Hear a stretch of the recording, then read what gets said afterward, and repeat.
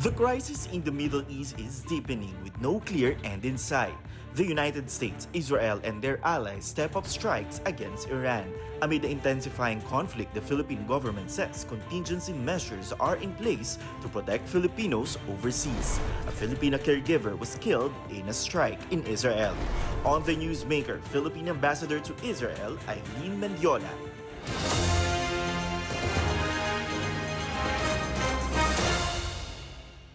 Ambassador Eileen, thank you so much for your time and for granting this interview. Ambassador Eileen, tell us more muna po yung situation ngayon sa Israel.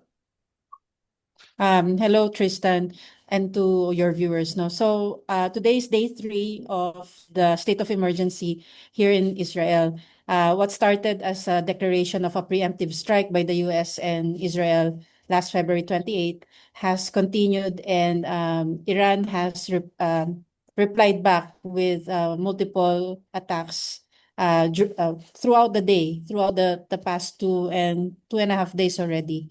The nature of the attacks are a little bit different because now we tend to stay longer inside the bomb shelters, no, because I think it's more frequent. The spacing of the missile attacks are more tight together, so there's no time for us to go in and out. So there was actually one episode that we stayed for over an hour and a half inside the shelter, and there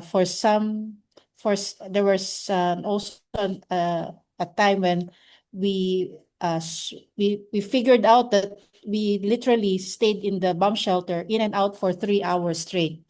So right now there's a lull. No, the last attack was about 1 o'clock, and we don't know what will happen in the next few. Day or night, there are attacks, and this is not just for central Israel, where Tel Aviv is, where the embassy is, but it's throughout Israel. And what we are experiencing here at the embassy is what the community is actually experiencing all over Israel. So as we speak, Ambassador Eileen, mayat maya yung naririnig niyo pong mga alarm and kumbaga messages of evacuation because of the attacks. Oo, maya't-maya nagre-ring yung home front command telling us to go into the safe room, and to tell us actually to stay put and not to leave until there is a go signal that we can actually leave the shelter. Okay. So Ambassador Eileen, while you are also, of course, ensuring your safety dyan sa embassy, you're also monitoring the situation of Filipinos sa Israel. So far, ano po ang concentration ng efforts ng embassy pagdating sa needs ng mga Filipino na naiipit din po sa sitwasyon dyan? So sa amin, no, first, pag may na-monitor kaming impact site, nag-galvanize kagad yung team to try to contact the leaders that are located in those areas. There was one such impact. Now we literally had a list of the people who we thought were there, and the team divided the list and called up each one to do a safety check. No, kasi what was impacted was actually the community shelter. No, so, and we were afraid that there might be a casualty there. Buti naman walang Filipino casualty doon, but it just shows that this is what we do when there are believed to be impact sites. No, aside from that, we issued yesterday a survey. We posted it on our WhatsApp channel and on our socials, because we wanted to find out directly from the community without them having to call us up. They fill out the Google survey to tell us what their needs are and where they are. And because of that, we have now a dashboard that we can literally see the numbers either going up or going down. No? It depends on what the need is. So, of course, the biggest development that we've had since the start of the war is the fact that the first fatality, yung unang-unang namatay na sa gulo na to, is actually a Filipino, si Mary Ann Velasquez de Vera, which the president actually announced yesterday. Mhm. And si Mary Ann po, kamusta na po? How is the embassy and government and Philippine government handling po yung situation niya, especially in repatriating her remains? Uh, Tristan, the problem here, we really want to help bring home the remains of Mary Ann. We also want to assist the husband, see Bernie, who's also working here. We want to assist him to be together and to bring home the remains of Mary Ann. But the difficulty is the airspace is closed. So this is where we're coming from. Even if you want to do it tomorrow or the following day, this is next to impossible, no? Mhm. So we're biding it out. We're waiting for an opportune moment. In the meantime, yung labi ni Mary Ann nandoon sa morgue pa rin. Okay. And just to give us more information about what happened to Mary Ann, where was she when the incident occurred? What was she doing? And ano po ang mga kwentong nakarating po sa embahada about her whereabouts nung bago po mangyari yung trahedya? So as far as we know, and this is coming from bits and pieces from the husband, from first responders, uh, what we understand is hinatid nung husband si Mary Ann dun sa place of work niya. No, so that was on the 28th. And then the attack happened at about 11:30 in the evening. And then when the husband found out about it, he started checking on her. What we understand, the number was, yung telephone, yung mobile niya was not, being answered. So he, together with the family member of the employer, started looking for her in the different hospitals, hoping na they can check, no? It is when at a certain time, very early in the morning, when they realized that the different hospitals didn't have her name. So they reached out to us and told us that she was missing. And this is where the embassy stepped in to try to look for her. We contacted our different sources in the government here. And after a few hours, we got a validation that, in fact, the one that was broadcasted news na there was a casualty, it was in fact her. Okay, and there was also a story that she was trying to save her, or she saved her employer first, before her own Um, safety. Is that something you can confirm? she was together with the employer. They were trying to, as far as we know, they were in a stairwell. Sa stairs. No, they were apparently most likely on their way um, to the shelter. No, unfortunately, doon ang napuruhan siya. The employer was injured and was in the hospital, but she So, didn't make it. so far, ma'am, given this latest fresh incidents or conflict ngayon na nangyayari po sa Middle East, would you say etong covered ng area that you're monitoring ay mas malawak po compared to nung nakaraan po when it was only between Israel and Gaza? Even before naman, the embassy since actually October 7, yung buong Israel yung minomonitor. Kasi Mhm. hindi namin alam kung saan manggagaling yung yung missile, for example, no? At maraming targets na pwedeng i-identify.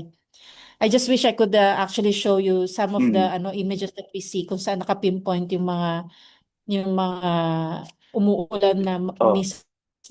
The whole of Israel is like it's covered ng yung mga targets eh. So ma'am, so far may mga kababayan na po ba tayong nag-express ng interest to return to the Philippines as soon as magkaroon ng opportunity?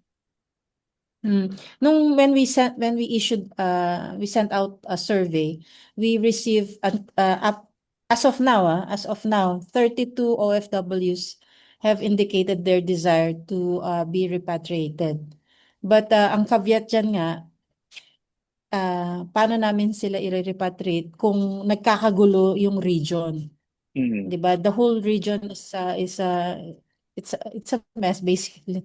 So yung mga exit points have to be clearly defined. So para we can ensure the safety of our people.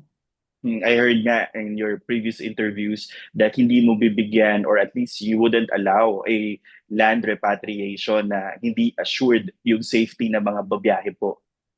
Oo. Like yung nabanggit ko earlier sa'yo, it was yung pinaplano namin ngayon, it is the Ministry of Tourism of Israel that's doing the planning, the logistical plan. It's not us.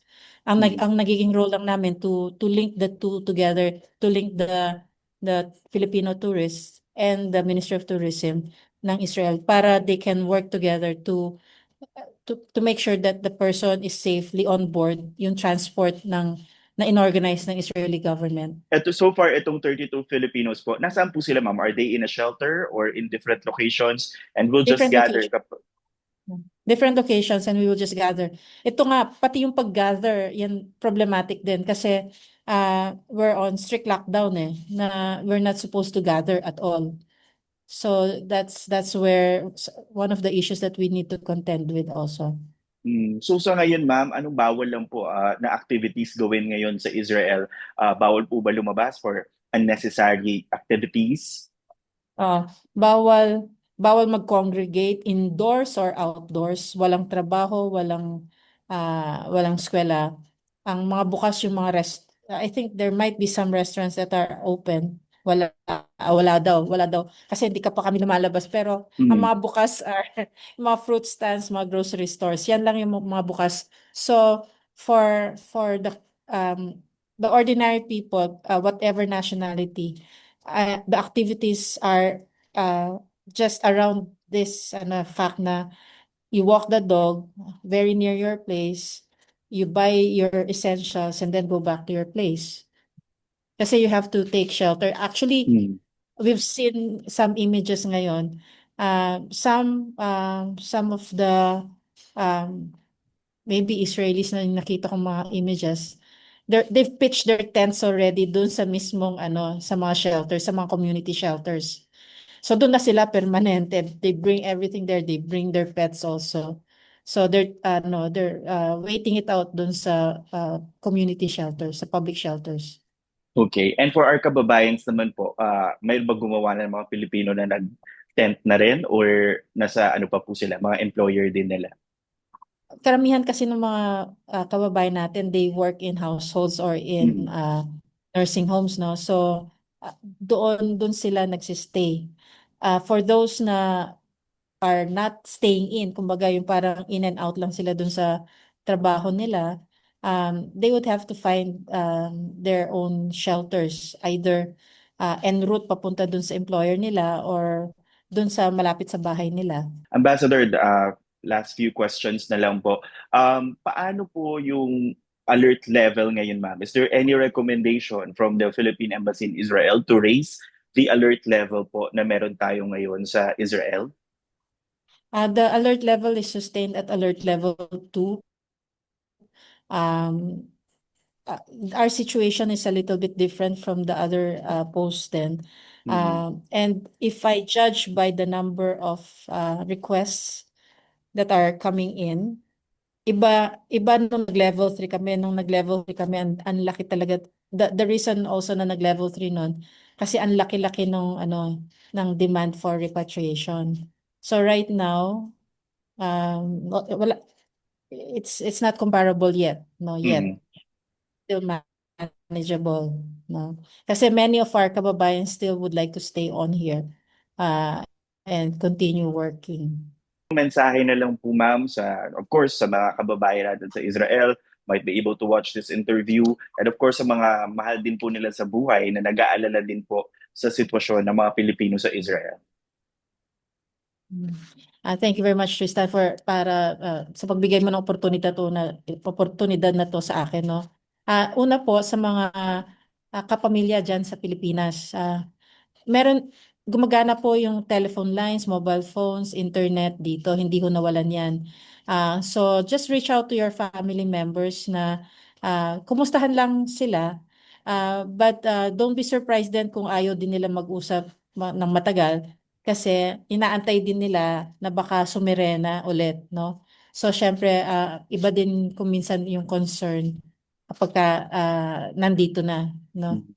Pangalawa po, para sa mga kasamahan natin, mga kababayan natin dito sa Israel mismo, I encourage everyone, no, na kung pwede po magmiyembro po kayo dun sa WhatsApp channel ng embassy, Philippine Embassy in Israel. Kasi napaka-importante po nito, lahat ho nung time-sensitive na abiso, guidance, mga balita po namin, doon po namin pinapadala kaagad. And because it's a WhatsApp, may notification, di ba Tristan? May Mm-mm. notification siya compared kung aasa sila dun sa Facebook namin. Although you find the same information anyway in our Facebook. It's just we find it more convenient to push information using the WhatsApp channel. So yun. Okay. So at finally, at alam naman ng mga kababayan natin to, sundan yung home front command. Pag pumasok sa shelter, pumasok. Pag lalabas sa shelter, dun lang pwedeng lumabas. Ambassador Eileen, we hope for your safety. Ingat po kayo dyan, ma'am, and keep us posted po sa kung ano man po ang mga nagaganap sa Israel. Okay. Thank you very much, Tristan. Thank you, ma'am.